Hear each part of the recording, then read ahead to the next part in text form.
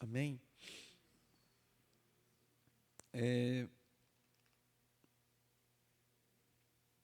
O tema hoje é olhos que não vê e ouvidos que não ouvem. Esse é o tema. O pessoal das gravações aí sempre pergunta os temas. Nós vamos colocar isso aí. Leia comigo aí Atos dos Apóstolos, capítulo 8.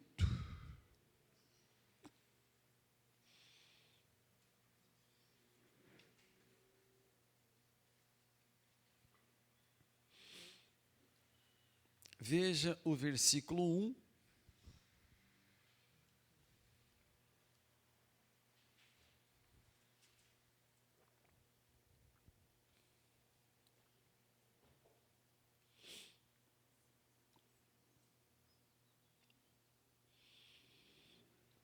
Todos encontraram? Atos 8, versículo 1.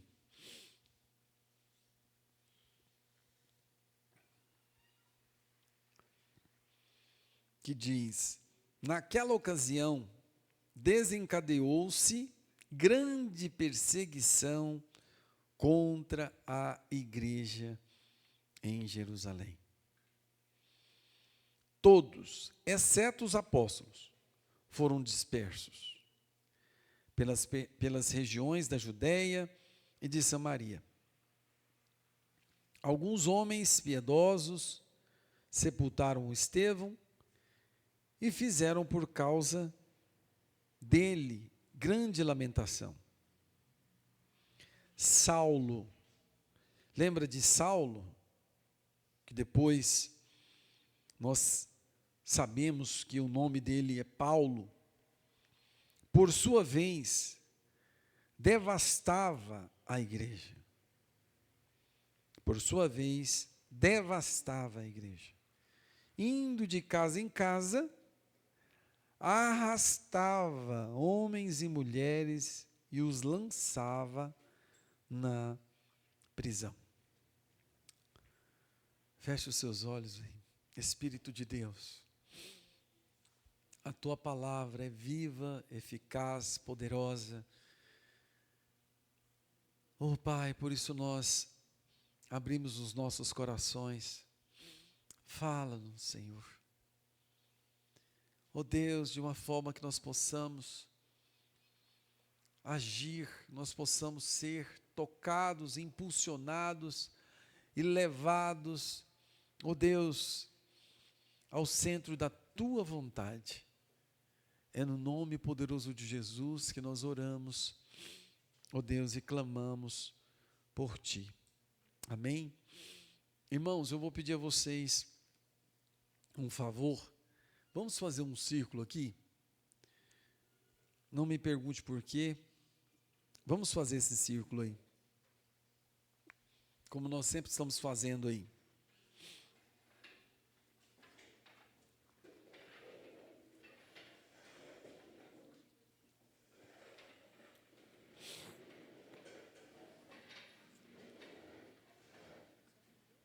Vou ficar aqui.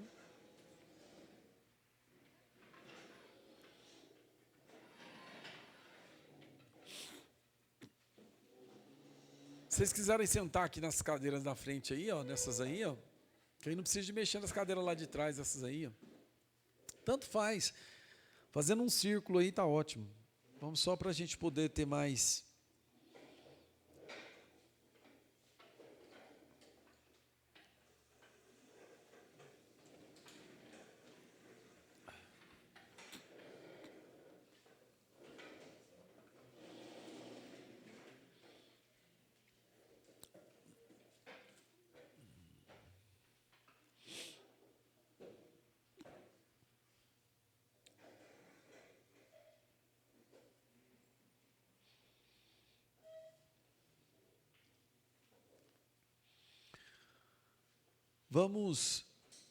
Vamos ler aí em Atos dos Apóstolos, capítulo 8, versículo 1. Vamos começar a palavra agora.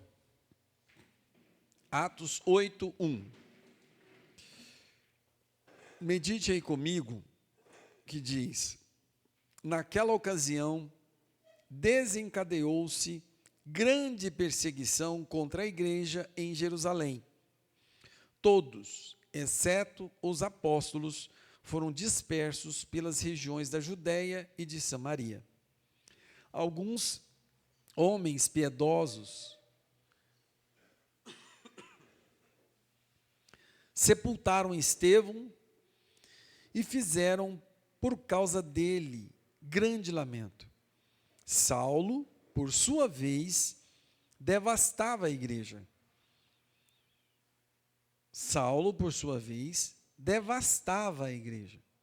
Indo de casa em casa, arrastava homens e mulheres e os lançava na prisão. Esse texto, irmãos, ele é um texto que ele vai explanar muitos pontos dentro da nossa vida, na caminhada, desde quando você conhece a Cristo. Nós precisamos entender dos degraus ou dos processos que nós precisamos passar e acontecer na nossa vida. Existem processos que têm que acontecer em nossas vidas. Se ele não acontecer, nós poderemos viver nessa terra miseráveis com um pai ricaço, com um pai totalmente cheio de fartura. Ou poderemos viver sem nunca alcançar os planos, os propósitos eternos de Deus para cada um de nós. Todas essas frases que eu falei, nós já estudamos ela lá atrás. Então agora, nós vamos entender esse processo aqui de uma forma diferente, onde a palavra de Deus está nos mostrando alguns pontos de homens que eles viveram nessa terra, mas estavam completamente inúteis. Aí o que vai acontecer? A nossa inutilidade, ela está contribuindo para o império das trevas. Engraçado que você já percebeu que no mundo não existe nada neutro. Se você não tem utilidade, você estará sendo reciclado. Você vai ser lançado para a reciclagem. Lembra disso? Por exemplo, os copos descartáveis que nós tomamos aqui. Quando você usa ele e joga, ele não tem utilidade, só que ele está ocupando um espaço aqui. Então, no mundo espiritual, aqueles que não têm utilidade, eles vão para a reciclagem. Porque não tem como você viver uma vida neutra, irmãos. Não tem como você viver uma vida neutra. Não tem jeito. Viver uma vida que não tem utilidade para nada. De você viver simplesmente para você. Para realizar as suas próprias vontades e luxos. Entendem isso? Vamos lá. Aqui tinha desencadeado uma grande perseguição contra a igreja em Jerusalém. E aqui, da mesma forma que estava acontecendo uma grande perseguição, estava também acontecendo um grande mover. Lembram disso? Aqui, cegos, paralíticos, coxos, estavam acontecendo milagres, maravilhas. Deus estava abençoando financeiramente essa igreja. A igreja de Atos dos Apóstolos é a igreja que atingiu o ápice, mas ao mesmo tempo é a igreja que também foi mais perseguida. Porque os primeiros cristãos, nós sabemos, foram jogados nas arenas, foram devorados pelos animais selvagens, foram queimados vivos. Então, assim, tudo isso nós já sabemos. Mas eu quero te mostrar um paralelo, que da mesma forma que esse povo aqui estava participando de um grande mover de Deus, Deus estava tirando os apóstolos de dentro das prisões, anjos iam lá, socorria. Então, assim, tinha sim um mover extraordinário que estava acontecendo nessa igreja de Atos. Aí eu quero te falar o seguinte: e aqueles que estavam lá, mas eles estavam inúteis, não tinham utilidades ali, eles estavam cegos e surdos diante da voz de Deus, diante do mover de Deus. E nós falamos tanto do apóstolo Paulo, nós falamos muito da vida que esse homem expressa para a glória de Deus. Mas aqui o que aconteceu com ele? Olha aí, eu li isso várias vezes para você ver no versículo 3 de 8 do Atos dos Apóstolos, diz: Saulo, por sua vez, devastava a igreja, indo de casa em casa, arrastava homens e mulheres e os lançavam na prisão. Agora, nós sabemos que o contexto de vida de Saulo aqui era que ele pensava que estava fazendo a vontade de Deus.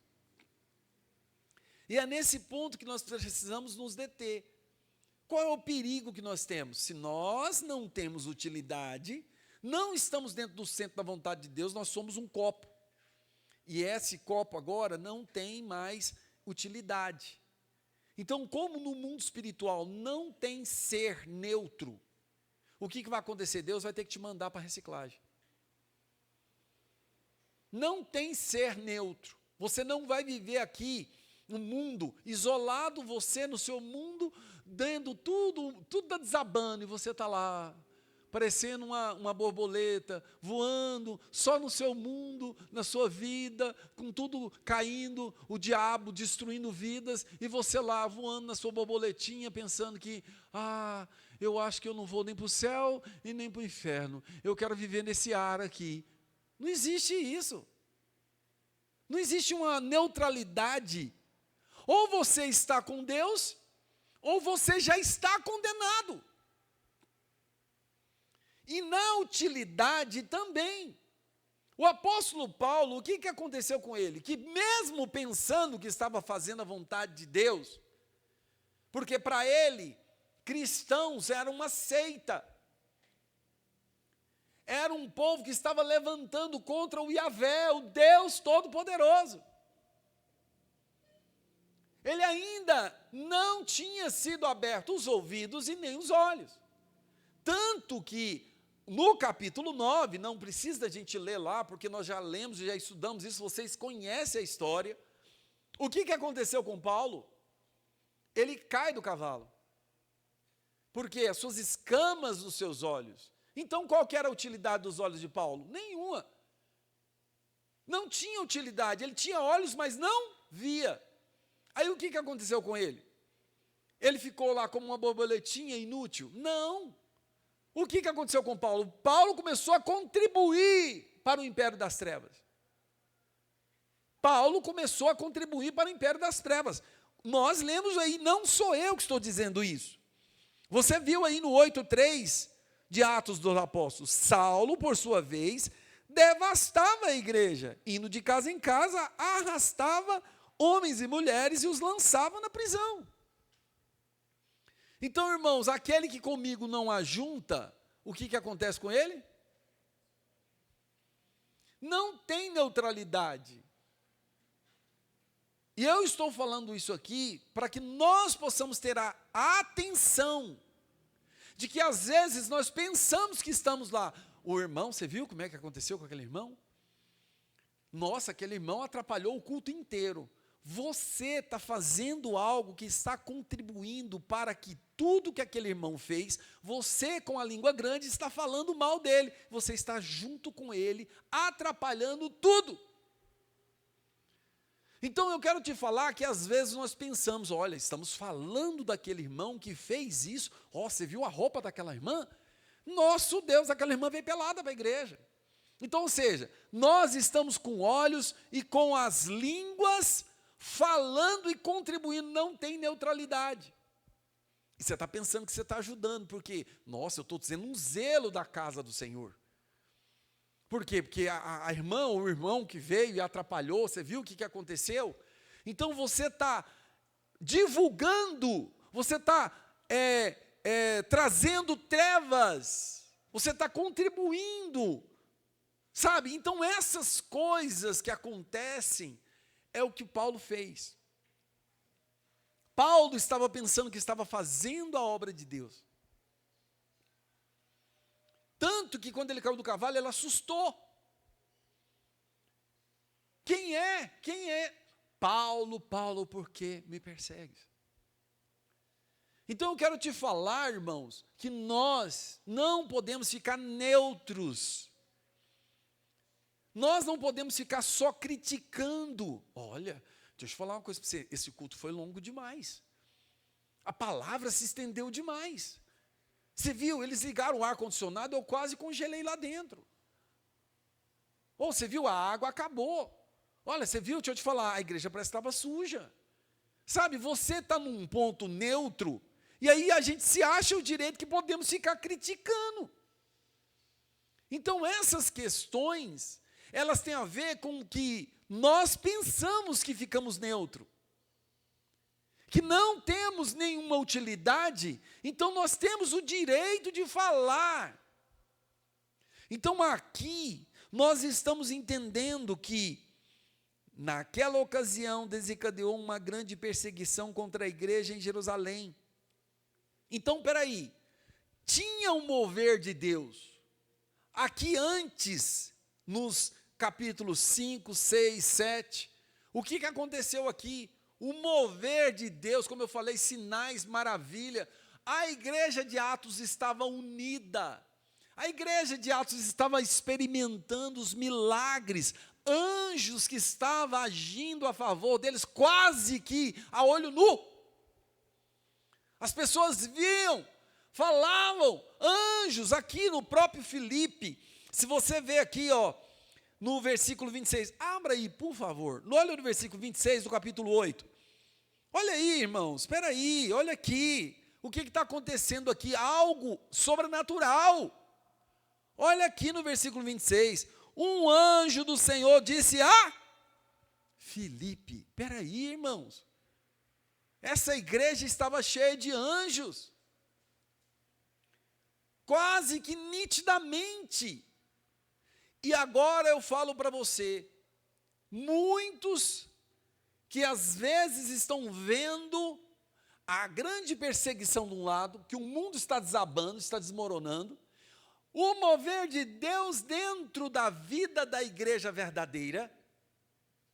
Deus está falando, Deus está aqui no nosso meio de uma forma tão nobre. Deus está nos falando através de oração, através da palavra dele, Deus está nos direcionando de uma forma tão linda.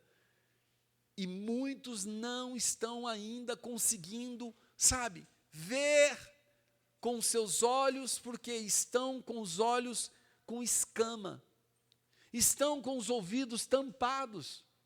E essa é uma das condições, que se você não ouve, se você não vê, você fica de fora. Então você fica pensando que você está neutro, mas não está neutro. Você vai contribuir para as obras das trevas. Então você vai ser igual ao apóstolo Paulo. Por sua vez, devastava a igreja. Você atrapalhou. Você vai se tornar um impedimento. Às vezes você está pensando que está ajudando, você está atrapalhando. Porque as pessoas, irmãos, quando estão na carne, só vai gerar frutos de morte, de pecado, de trevas. Então isso aqui é muito sério. Nós precisamos tomar cuidado com isso. Mas nós vamos nos aprofundar sobre isso. Calma que isso aqui ainda vai ficar muito pior. Nós precisamos entender esse processo. Por quê? Você precisa, nesta manhã, você vai ter que tomar uma posição. Ou você vai se tornar uma pessoa útil, ou você será uma pessoa com um entulho, um atrapalho diante de Deus. Vamos comigo aí, vamos voltar agora um pouquinho, agora e a gente volta de novo aí em Atos. Se você quiser deixar marcado aí, 8 de Atos, nós vamos voltar agora. Vai comigo aí para 1 Samuel, capítulo 28, olha comigo o versículo 6. 1 Samuel 28, 6.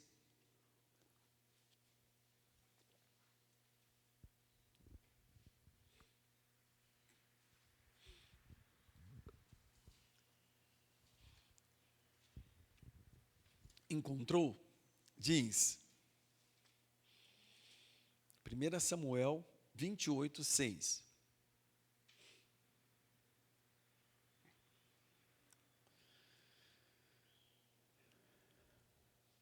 Ele consultou o Senhor. Ele quem? O rei Saul. Então olha lá, vamos de novo. Ele consultou o Senhor. Ele consultou o Senhor. Mas este não lhe respondeu, nem por sonhos, nem por Urim, nem por profetas. Então Saul disse aos seus auxiliares: procurem uma mulher que invoca espíritos, para que eu a consulte. Irmãos, que tristeza isso aqui. Agora olha para mim, um homem que foi chamado pelo próprio Deus. Um homem que foi ungido pelo próprio Deus. Se você buscar a história do rei Saul, você vai arrepiar. Deus fez ele se tornar um homem, um rei especial nessa terra, da noite para o dia. O texto reza isso lá. Foi um milagre que aconteceu dentro da vida interior desse homem. Então, dons espirituais. O homem tinha um dom de liderança. O homem começou a liderar como ninguém. Ele se tornou um rei. É uma posição. É uma autoridade que ele recebeu. Mas o problema dele é que ele ficou só até aí. E aí, todos nós já estudamos e sabemos a história que antecede a esse texto. Entende? Por quê? Ele quis, do jeitinho brasileiro, ou da forma carnal de viver, ele foi lá e buscou o melhor que o império das trevas pode oferecer.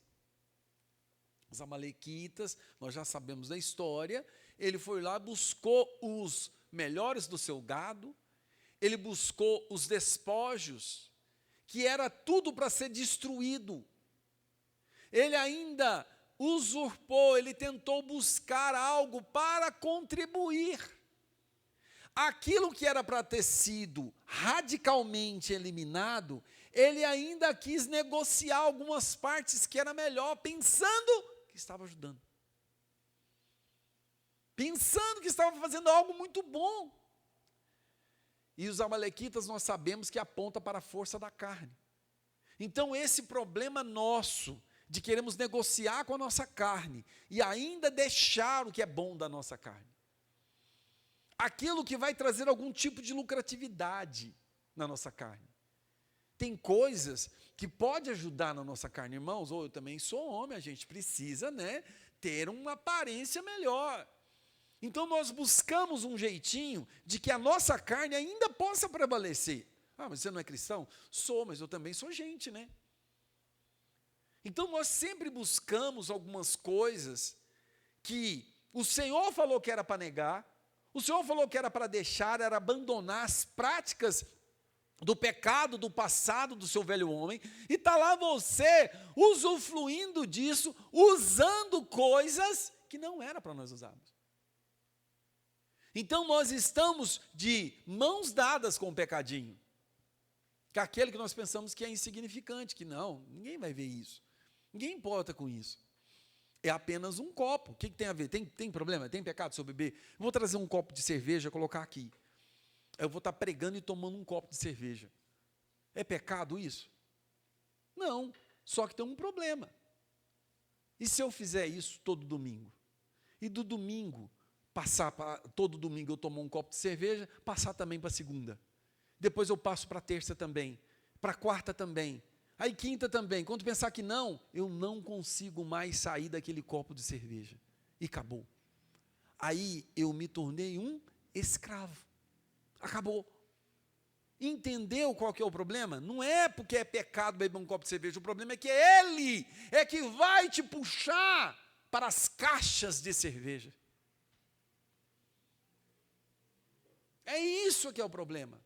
Então nós temos que tomar cuidado com isso, porque nós estamos de mão dada com os pecadinhos, com pedacinhos de copo de cerveja, e que depois vão nos levar às caixas e caixas de cerveja.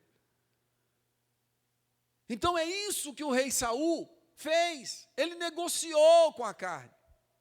Ele pegou o melhor da carne e usou. Quando eu era músico, irmãos, músico é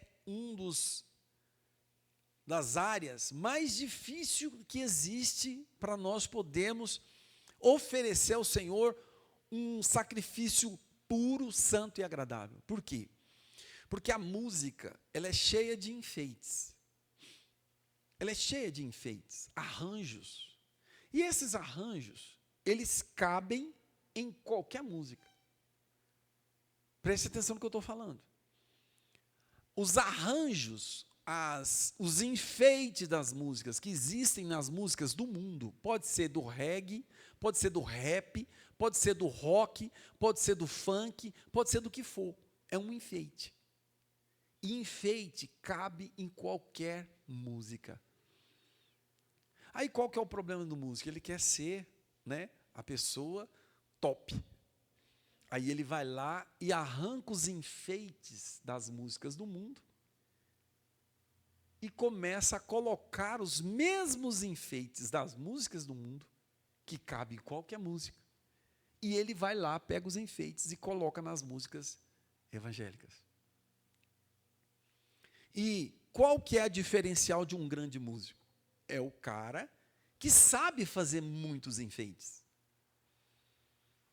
Então, quando eu era músico, eu queria ser professor, eu queria ser o mestre das músicas, então eu tinha que ser os mestres dos enfeites. Então eu pegava tudo quanto era tipo de enfeite. Mas um belo dia, o Senhor fez eu cair do cavalo. E os meus olhos caíram, as camas dos meus olhos caíram. E eu comecei a enxergar o que eu estava fazendo. Então eu quero te falar que o melhor da música, os melhores enfeites das músicas, eu também estava querendo colocar dentro das músicas que eram oferecidas ao Senhor, e o Senhor rejeitava todas. O céu se tornava de bronze, não abria. Porque as inspirações que entravam nos meus ouvidos, elas começavam a enriquecer para a minha carne, com coisas, inspirações de trevas. E aí eu buscava aquilo e aplicava nas músicas evangélicas. Era um show. Todo mundo falava, nossa, o Israel toca demais. Mas ninguém sabia onde eram as minhas fontes. Até o dia que eu caí do cavalo e eu comecei a ficar pobre, mas só através da vida de Deus, dos enfeites de Deus, eu comecei a ser enriquecido novamente. E eu abandonei todas aquelas práticas de viver buscando enfeites de músicas mundanas. Então nós temos muito disso, irmãos, de negociarmos o jeitinho melhor do mundo que nós podemos aplicar no nosso casamento. As técnicas mundanas e sujas, imorais, que nós queremos aplicar dentro do nosso casamento. As técnicas de como fazer para ganhar mais dinheiro de uma forma desonesta, mas todo brasileiro é desonesto, né, irmãos? A gente também tem que viver e ganhar um dinheirinho a mais. Então é o nosso jeitinho.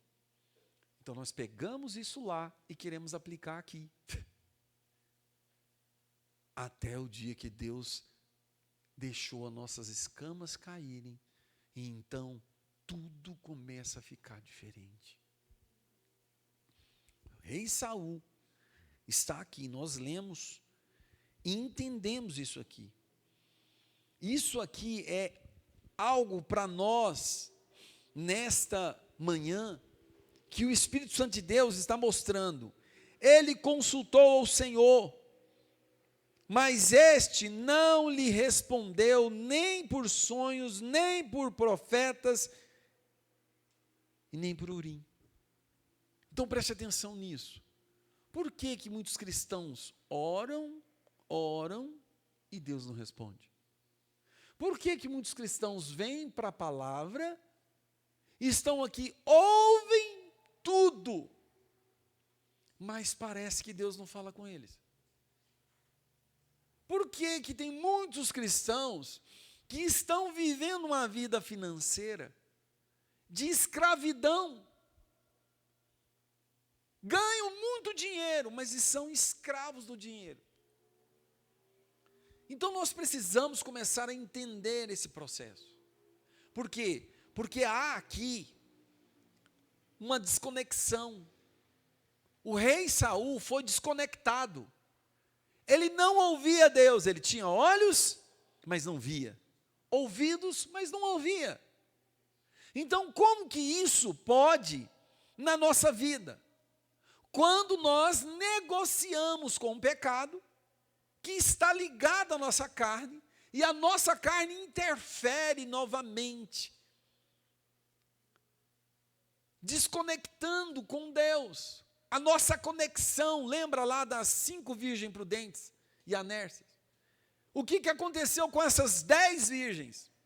5 estavam conectadas e 5 desconectadas. Então isso aqui é muito sério.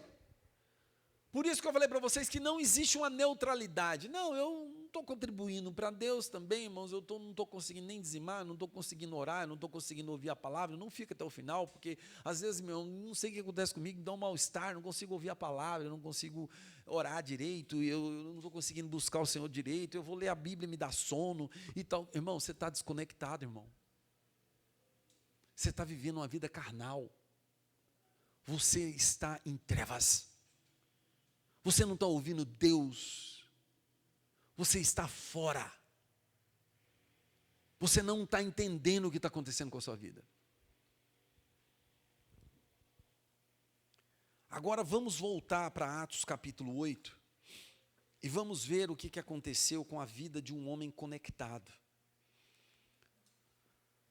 Um homem que ofertou sua vida ao Senhor até queimar tudo, não sobrou nada.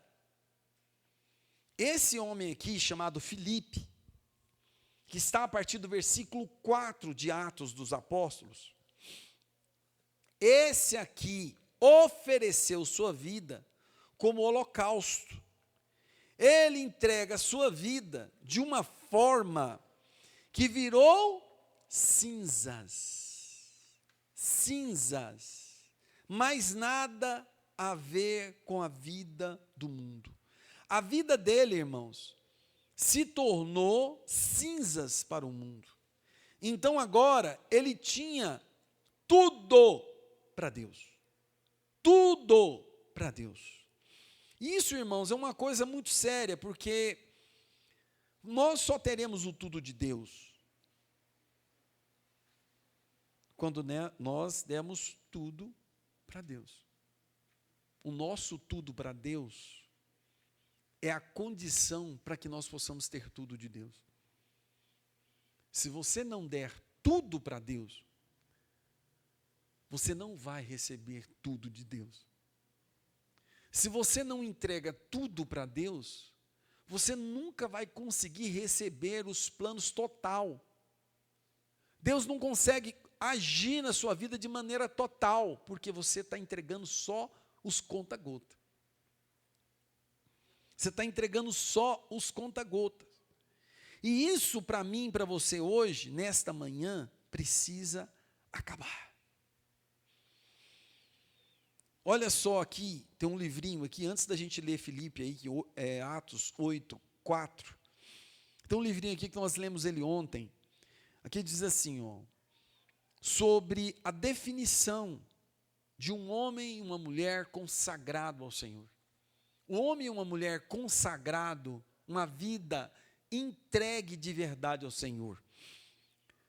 Primeiro passo, a consagração deve ser nossa primeira experiência espiritual depois de sermos salvos.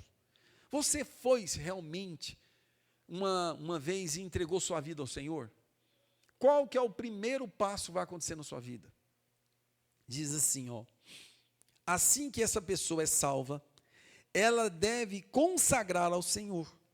Numa condição normal, essas duas experiências, salvação e consagração, estão intimamente relacionados. Então vamos lá. O que significa então, depois da minha salvação, eu ofertar minha vida ao Senhor? O que acontece com isso? Como que isso funciona em mim? Duas coisas têm que acontecer. Primeira, a mudança de posição. Se eu estou no sul, eu vou passar a morar no norte. Essa é a primeira condição. Você precisa mudar de posição. Se você tinha o alvo de viver na roda dos escarnecedores, como diz Salmo 1, agora você vai ter que sair de lá. Você não pode viver lá mais. Não tem como. Essa é a primeira condição. Mudança de posição, de lugar geográfico. Essa posição não pode continuar na sua vida. Você viver como salvo, habitando no meio da lama, do chiqueiro de porco. Então veja bem, aquele que se assenta na roda dos escarnecedores, aquele que está em meio a conselhos dos ímpios, esses aí estão negociando com o melhor da carne. Então essa mudança de posição é a nossa primeira condição de vida cristã. E esse posicionamento de dizer não é uma forma onde Deus vai começar a te usar. Por quê? Porque se eu saio do meio da lama, o que vai acontecer comigo? Eu vou viver agora na luz. Eu vou viver agora em santidade, limpo. E se eu estou sendo limpo, o limpo limpa-se cada vez mais. Agora, o sujo vai se sujando cada vez mais. Então vamos lá, se eu mudei de posição, eu estava no chiqueiro de porco e agora eu estou vivendo nos palácios, eu estou vivendo na luz, no santo dos santos, o que vai acontecer comigo? Eu começarei a usar, olha só, os meus olhos te veem, os meus ouvidos te ouvem, então eu estou sendo usado por Deus. Como assim usado? É ser um instrumento, mas primeiro eu preciso usar todos esses órgãos para mim mesmo, para que eu possa ouvir Deus e para que eu possa ver Deus em primeiro lugar. Eu estou sendo usado por Deus para mim mesmo. Não é usado por Deus para ganhar a vida de ninguém, é para ganhar a minha própria vida. É para me ser cheio de Deus, através dos meus ouvidos e através dos meus olhos. Então essa aqui é a condição. Aí vem aqui Romanos 12, diz: rogo-vos, pois, irmãos, pelas misericórdias de Deus, que apresenteis o vosso corpo por sacrifício vivo. O significado da consagração é sacrifício. Por isso o livro de Levítico começa com 5 ofertas básicas. A primeira delas é o holocausto. O holocausto é uma oferta totalmente para o desfrute de Deus, para a sua santidade. As escrituras nos mostram que quando alguma coisa é separada da sua posição e uso originais e é colocada sobre o altar de Deus, especificamente para Ele, tal coisa torna-se então um sacrifício.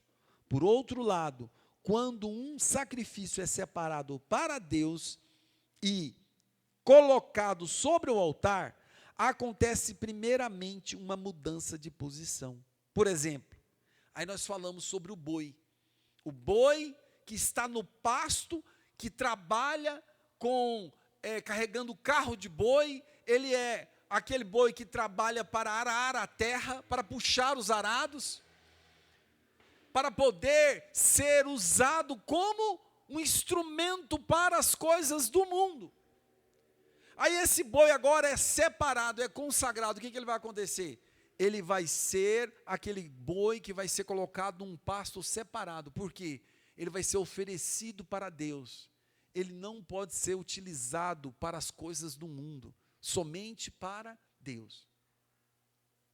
Mais nada, mais nada.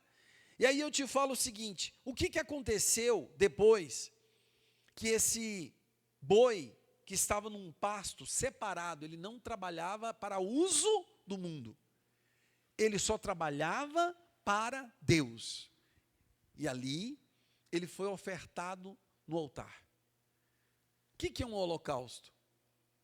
É um local onde ele vai ser totalmente queimado. O que sobrou daquele boi? Não, pode pensar de uma forma simples, cinzas, mais nada. Cinzas, cinzas. Então não tem como aquele boi ser reutilizado e voltar para o mundo, para as coisas do mundo, porque ele se tornou cinzas. Então, irmãos, com isso, você vai entender que quando você entrega a sua vida ao Senhor, no altar de Deus, você será totalmente queimado, morto. Aí, nós vamos ressuscitar para Deus. Nunca mais você terá nenhuma utilidade para as coisas do mundo. Por isso que eles usam de uma forma indevida, aquela frase, uma vez salvo, salvo para sempre. Mas para você atingir esse nível, é quando você será totalmente queimado para o mundo, para o uso do mundo. Agora, eu pedi para vocês abrirem Atos 8:4, mas marca aí, e vamos comigo para 1 Coríntios 15. Ontem, na ministração do Lucas ali, sobre o panorama do Pentateuco,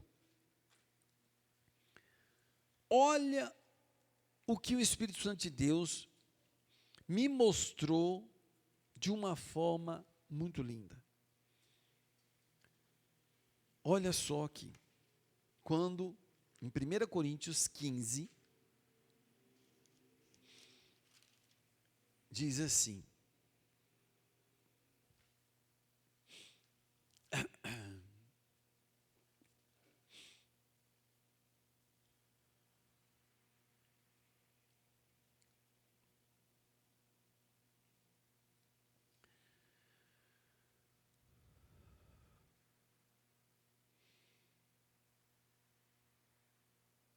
veja comigo aí a partir do versículo 20.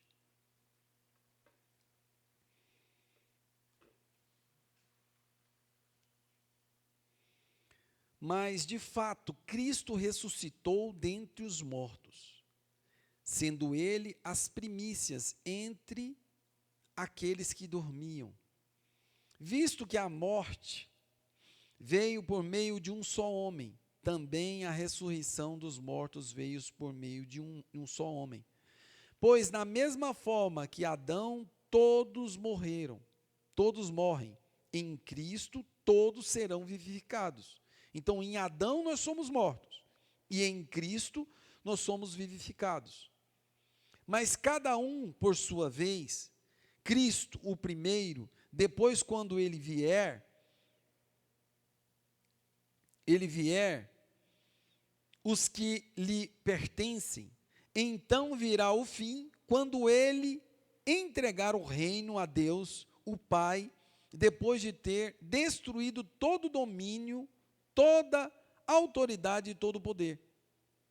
Agora, espera aí só um pouquinho. Dentro desse mesmo raciocínio, nós estamos entendendo o que aconteceu com a gente. Nós todos estávamos em Adão, e por isso era necessário sermos queimados até nos tornarmos cinzas.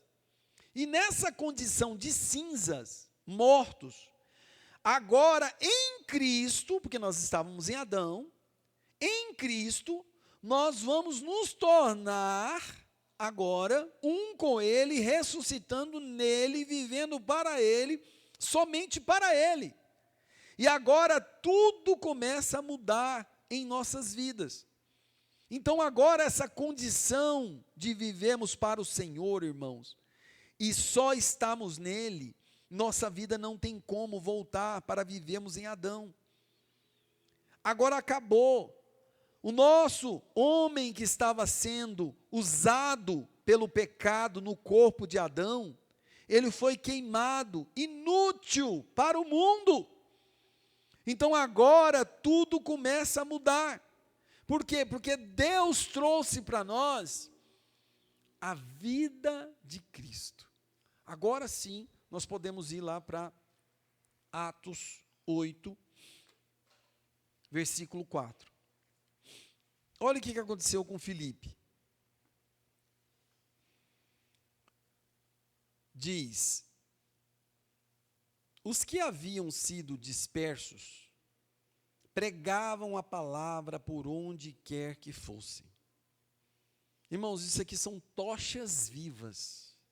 Isso aqui são cristãos que morreram para o mundo. Agora presta atenção.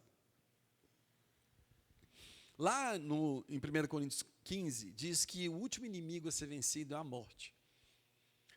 Só que aqueles que estão em Cristo, eles já passaram por todo o medo da morte. Por quê? Se nós já morremos, nós já ressuscitamos a vida agora na vida eterna de Cristo. Então nós não temos mais medo da morte.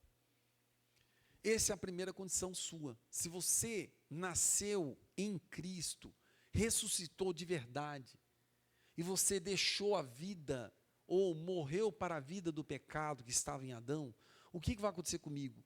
Eu me tornarei uma tocha humana. Olha aqui, você tem que ler isso com os olhos totalmente abertos. Esses cristãos aqui não tinham medo da morte. Porque se tivesse uma perseguição dessa no Brasil, muitos que se diziam ser crente abandonaria. Por quê?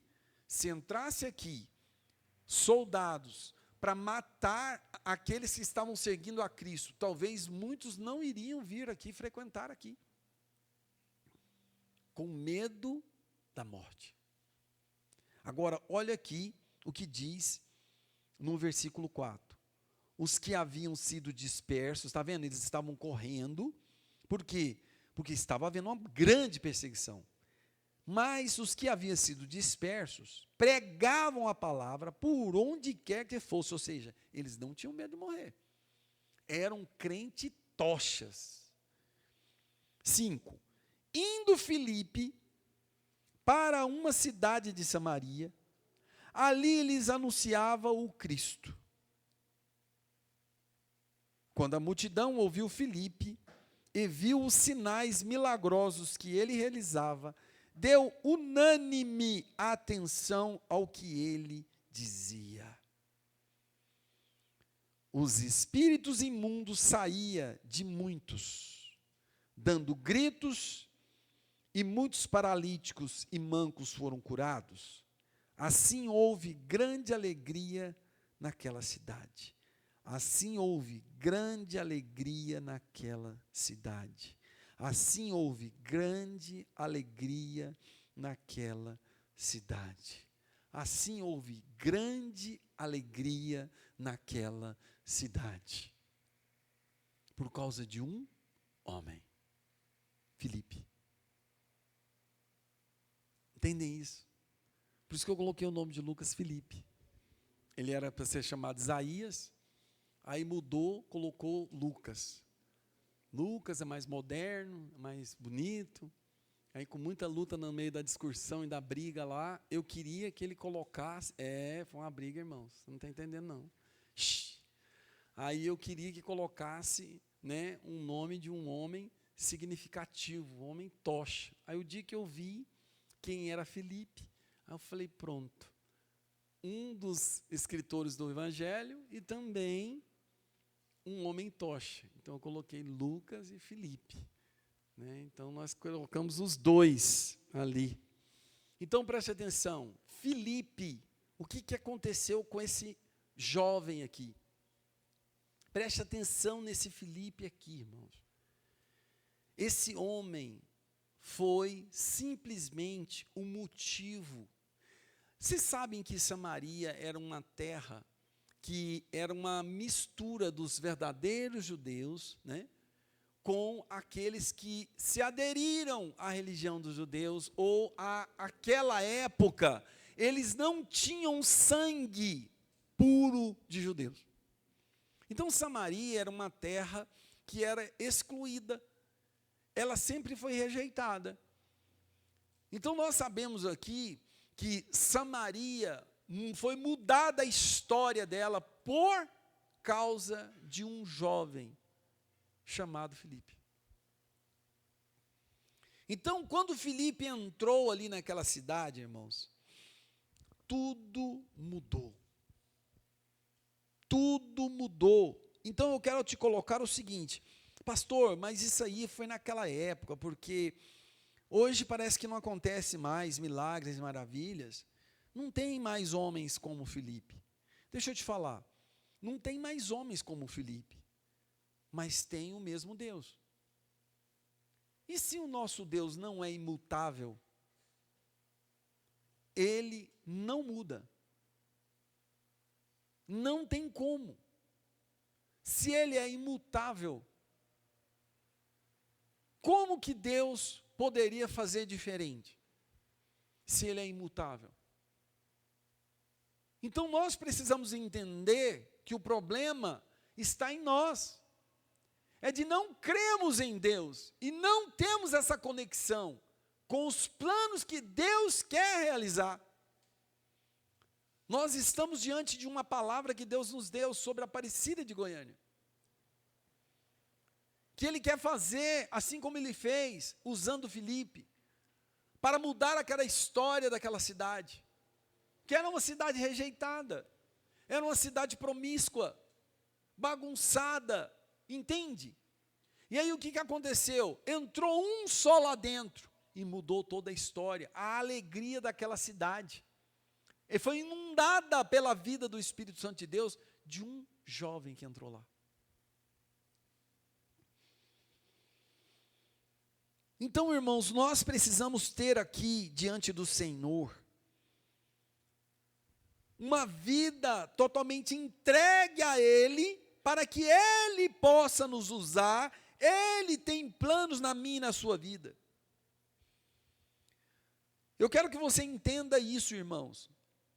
Aqui falou assim, ó, os espíritos imundos saíam de muitos. Irmãos, como que nós podemos ter uma vida que negocia com o pecado, que tem ainda, sabe, muitos negócios a serem resolvidos com o pecado, que nós estamos a favor, sabe, sendo instrumentos, tendo uso com o pecado, com as trevas, e depois nós queremos nos posicionar e falar, Senhor, peraí, usa-me.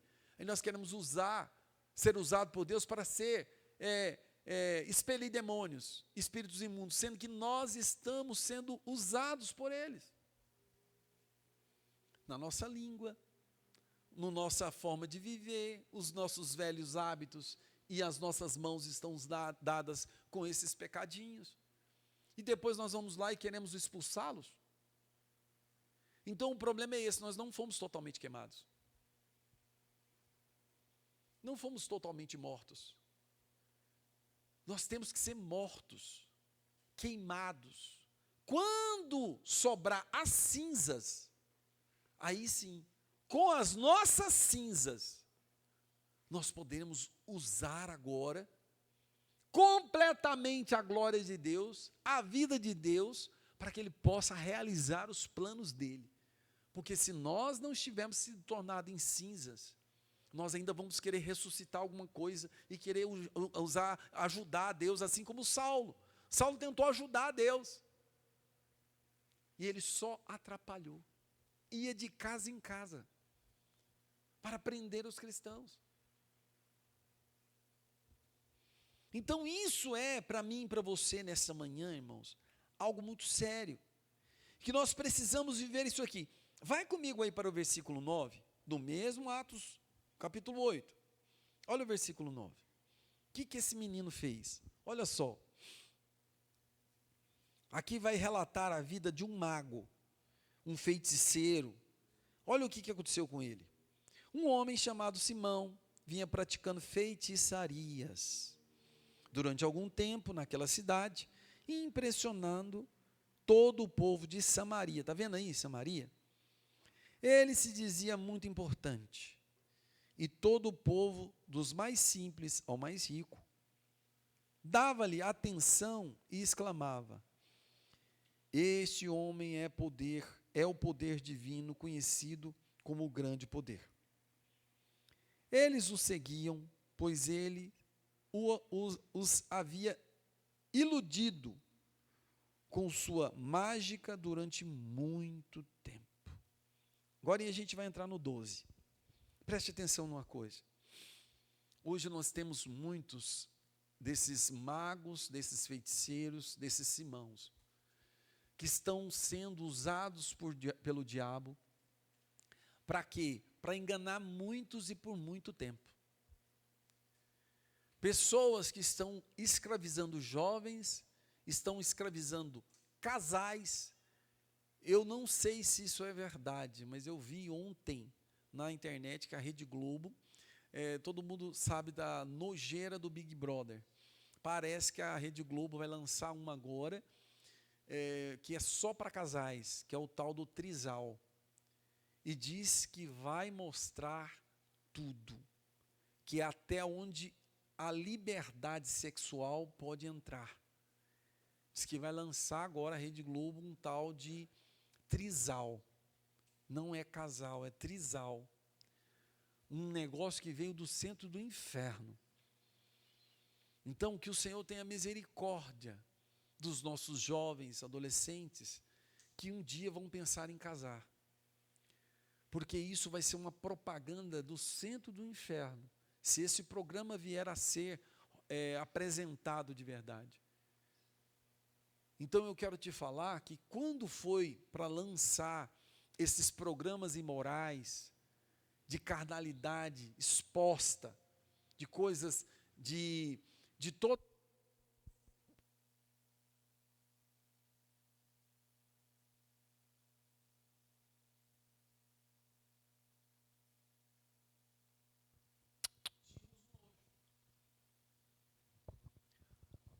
Quando foram lançar esses programas imorais e que colocava à exposição o reino das trevas, muitos de nós tínhamos nojo.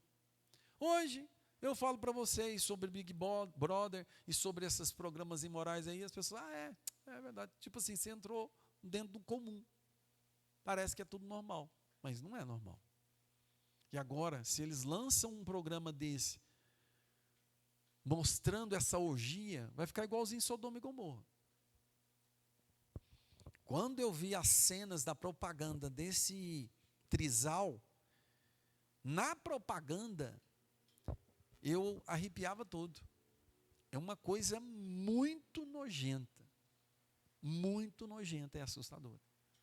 Então tem muitos Simãos que estão sendo levantados pelo diabo para enganar muita gente com os prazeres, oferecendo facilidades de dinheiro, de vida fácil, de formas de prazer, escravizando vidas e destruindo famílias, casamentos, vidas de crianças, de mulheres e muitas. Então aqui nós estamos na mesma circunstância. Se você vê aqui comigo do 9 até o versículo 11, está dizendo que ele por muito tempo aplicou muitos das astutas ciladas do diabo.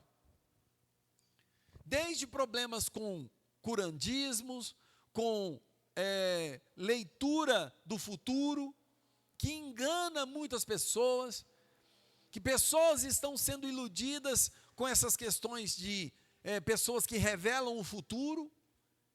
Então, assim, esse poder das trevas, irmãos, estão enganando muitos. Agora, olha o versículo 12 comigo. No entanto, quando Filipe lhes pregou as boas novas, irmãos, preste atenção nesse menino. Quando Filipe lhes pregou as boas novas do reino de Deus e do nome de Jesus Cristo, irmãos, quando nós, na oração, no turno de oração, estávamos orando, e o Senhor me deu Mateus 8, que fala da entrada de Jesus na vila dos Gadarenos, daqueles homens que viviam nos sepulcros, endemoniados. Na minha concepção, na minha mente natural, eu olhei aquilo e falei, meu Deus, eu acho que está meio pesado. Que história é essa, né? De nós orarmos, baseado em Mateus 8, que diz que Jesus entrou na cidade dos Gadarenos, uma cidade que era totalmente tomada pelos demônios, escravizava aquelas pessoas, a ponto daquelas pessoas viverem nos sepulcros. Que coisa louca é aquela. O problema é que depois nós fomos para Isaías 42. Se você ler Isaías 42, você vai ver que pessoas estão em prisões, em abismos de prisões, acorrentados no reino das trevas. Elas já estão no inferno e estão andando nas ruas para lá e para cá. Então, quando nós estamos lendo aqui que esse menino Filipe foi pregar, e agora preste atenção, e ele estava diante de um grande ilusionista que estava iludindo toda aquela cidade de Samaria. Então, às vezes, nós nos acovardamos porque pensamos, como que nós vamos vencer as drogas? Como que nós vamos vencer a prostituição? Pastor, não tem jeito, não tem solução para esses meninos. Como não tem solução para eles? Quem que você serve? Qual é o Deus que nós servimos? Como assim? O império das trevas, irmãos, já está derrotado. Nós cremos que Deus já venceu todos eles. Então esses demônios não podem operar, eles estão operando de forma indevida. Eles não têm o direito de usurpar da vida dessas pessoas. Quando nós entendemos isso nas Escrituras, nós vamos começar agora a simplesmente declarar o nome de Jesus. Por quê? Tudo que tem nessa terra, todos os problemas que você pensar, Deus entregou seu Filho Cristo, Jesus Cristo, como a resposta de tudo. Tem muitas pessoas que estão sofrendo, precisando de algo. Aí, Deus está falando assim, eu já dei a resposta, eu já dei a solução. O que você já deu? O que Deus já deu, irmãos? Deus deu o seu Filho. E no seu Filho tem o poder, tem a prosperidade, tem a cura, tem a salvação, tem a libertação, tem o amor, tem a paz. Deus já deu tudo que nós precisamos, está em Cristo. Tem uma canção que diz, Cristo é tudo que Deus pode nos dar. Cristo. Mas também tem uma frase dela que diz assim, qual a beleza que existe em ti, que eu ainda não vi. Tem muita coisa que você não viu em Cristo. Tem muita coisa que você não viu em Cristo. Tem muita coisa que você não viu em Cristo. Versículo 12. No entanto, quando Filipe lhes pregou as boas novas do reino de Deus, ainda tem pessoas que falam que nós não temos que pregar, que nós não temos que ir atrás, que nós temos que ficar simplesmente aqui, sentados, acomodados. Não vamos não, irmãos.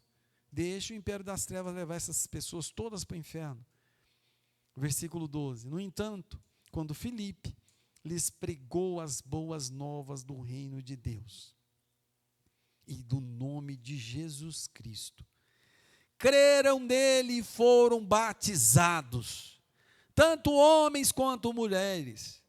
O próprio Simão também creu e foi batizado, e seguia Filipe por toda parte, observando maravilhado os grandes sinais e maravilhas que era realizado por aquele jovem. Ah, irmãos.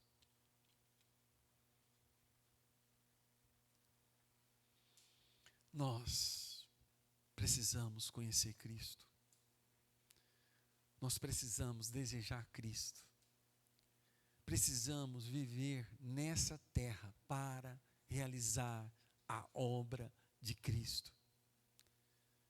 Irmãos, como que às vezes nós nos tornamos um copo descartável.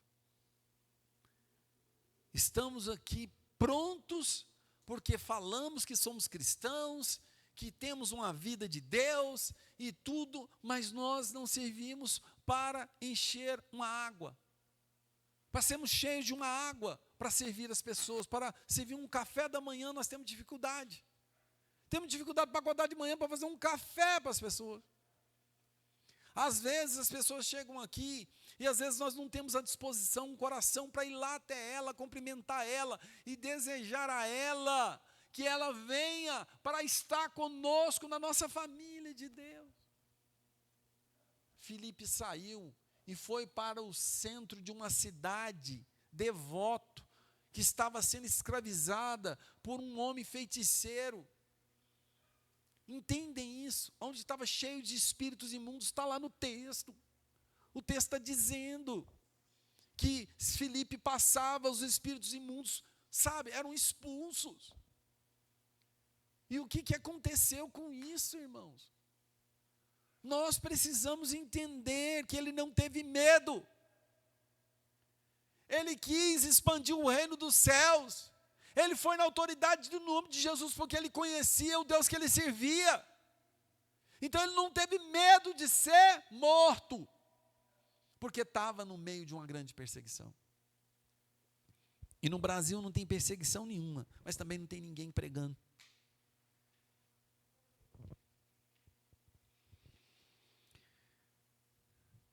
Preste atenção aqui, no versículo 14. Os apóstolos em Jerusalém, ouvindo que Samaria havia aceitado a palavra de Deus, por causa de quem? Enviaram para lá Pedro e João. Por quê? Porque começou a lastrar, o número de cristãos começou a crescer. Então eles precisavam de mais pastores. Precisava de mais pastores. 15. Estes, ao chegarem, oraram para que eles recebessem o Espírito Santo, pois o Espírito ainda não havia descido sobre nenhum deles. Tinham apenas sido batizados em nome de Jesus. Então Pedro e João lhes impuseram as mãos, e eles receberam o Espírito Santo. Vendo Simão que o Espírito era dado com a imposição das mãos dos apóstolos, ofereceu-lhes dinheiro e disse: dei-me também este poder, para que a pessoa sobre quem eu puser as mãos receba o Espírito Santo. Pedro respondeu: pereça com você o seu dinheiro. Você pensa que pode comprar o dom de Deus com dinheiro? Você não tem parte nem direito algum nesse ministério, porque o seu coração não é reto diante de Deus. Arrependa-se dessa maldade e ore ao Senhor. Talvez Ele perdoe tal pensamento do seu coração. Nós precisamos encerrar aqui. Irmãos, olha só a complexidade que existe.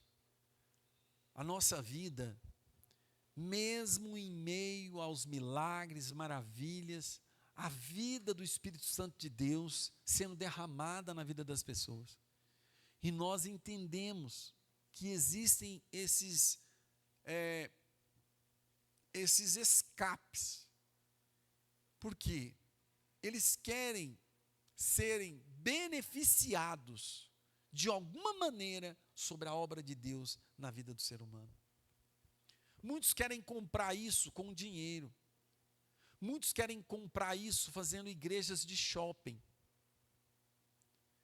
Shoppings dos dons, shoppings das bênçãos de Deus, shoppings dos shows musicais, entende? E aí eles transformam tudo isso para se beneficiar, para trazer glória para si, para terem lucros financeiros. Então isso está cheio aí para todos os lugares, de homens carnais, que estão usufruindo do mover de Deus que está sendo derramado. Agora, tem alguma coisa aqui que vocês duvidam? Porque o Espírito Santo de Deus estava derramando a glória dele, sabe? Pessoas que estavam sendo batizadas com o Espírito Santo de Deus. E tinha outros que estavam ali tentando vender o Espírito Santo de Deus para as pessoas, ou seja, tentando lucrar com alguma dessas coisas. Irmãos, como nós estamos no meio de um povo de impuros lábios, cegos, surdos, sujos, e que estão fazendo tudo para devastar a obra do Espírito Santo de Deus. Lembra de Saulo? Aprisionando os cristãos. Então nós precisamos entender, enquanto nós não caímos do cavalo, como o apóstolo Paulo, você não vai prestar para Deus. O apóstolo Paulo teve que cair do cavalo, irmãos. Ter as escamas arrancadas, ficar de jejum, e aí aconteceu o quê? Ele foi para a casa de Simão, aí o que aconteceu lá? Aí lá ele foi completamente, entregue a Deus. Por quê? Porque ali naquela condição que ele estava de cego, porque ele não conseguia ver mais nada quando as escamas caíram. Entende isso? Então nós precisamos ver isso e buscar diante de Deus, que Deus possa nos levar, irmãos, numa condição literal, aonde nós temos que perder o prazer e não enxergarmos mais nada de belo no mundo,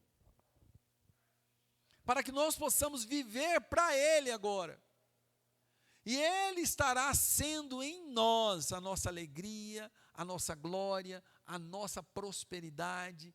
Aí nós vamos ter Cristo como tudo que Deus pode nos dar. Só depois que nós caímos do cavalo. Ananias, irmãos, não é Simão não. Ananias que orou para Paulo e ele voltou a enxergar. Entende? Então, se nós não tivermos essa condição de nos tornarmos cegos para o mundo, nós precisamos estar cegos para o mundo, para que Deus possa nos restaurar nossa visão, mas aí nós vamos ver só os planos e a vontade de Deus e vemos Cristo como tudo que Deus pode nos dar.